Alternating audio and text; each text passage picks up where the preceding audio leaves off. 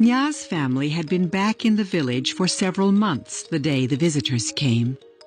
In fact, it was nearly time to leave for the camp again. As the jeep drove up, most of the children ran to meet it. Shy about meeting strangers, Nya hung back.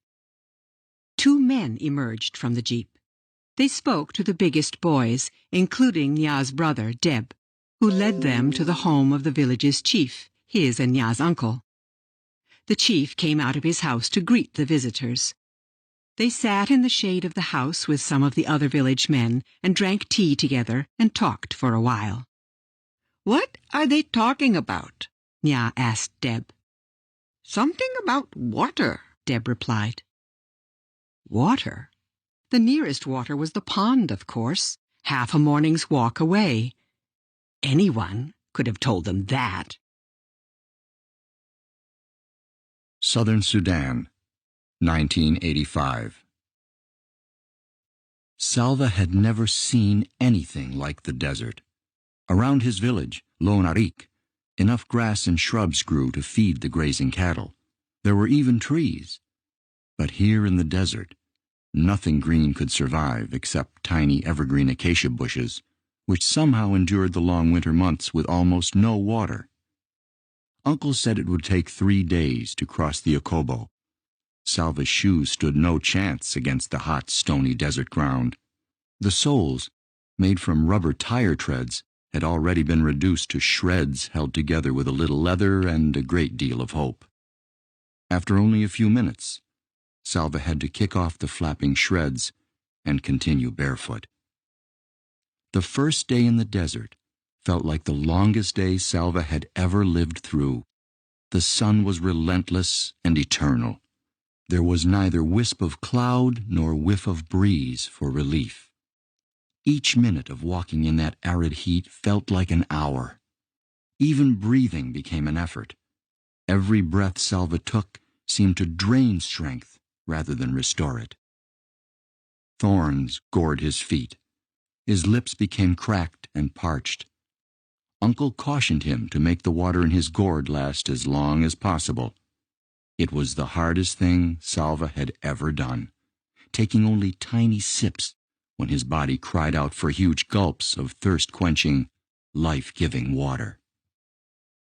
The worst moment of the day happened near the end. Salva stubbed his bare toe on a rock, and his whole toenail came off. The pain was terrible. Salva tried to bite his lip, but the awfulness of that never-ending day was too much for him.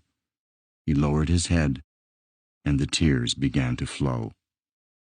Soon he was crying so hard that he could hardly get his breath. He could not think. He could barely see. He had to slow down, and for the first time on the long journey, he began to lag behind the group. Stumbling about blindly, he did not notice the group drawing farther and farther ahead of him. As if by magic, Uncle was suddenly at his side. "Salva Muwir Dut Arik," he said, using Salva's full name, loud and clear. Salva lifted his head, the sobs interrupted by surprise. "Do you see that group of bushes?" Uncle said, pointing. "You need only to walk as far as those bushes. Can you do that, Salva Muwir Dut Arik?" Salva wiped his eyes with the back of his hand. He could see the bushes. They did not look too far away. Uncle reached into his bag. He took out a tamarind and handed it to Salva.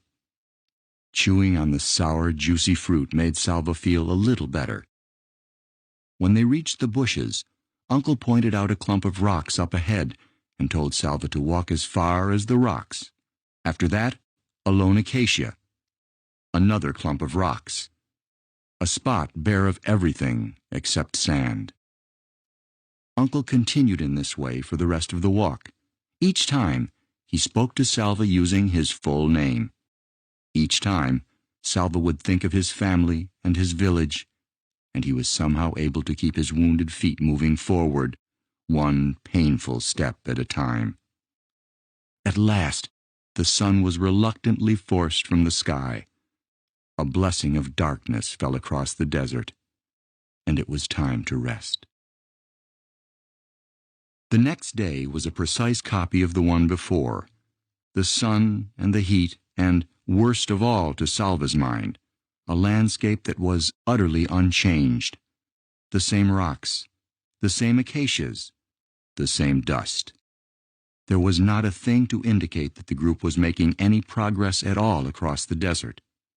Salva felt as if he had walked for hours while staying in exactly the same place. The fierce heat sent up shimmering waves that made everything look wobbly.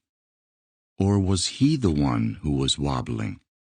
That large clump of rocks up ahead, it almost seemed to be moving. It was moving. It was not rocks at all. It was people. Salva's group drew nearer.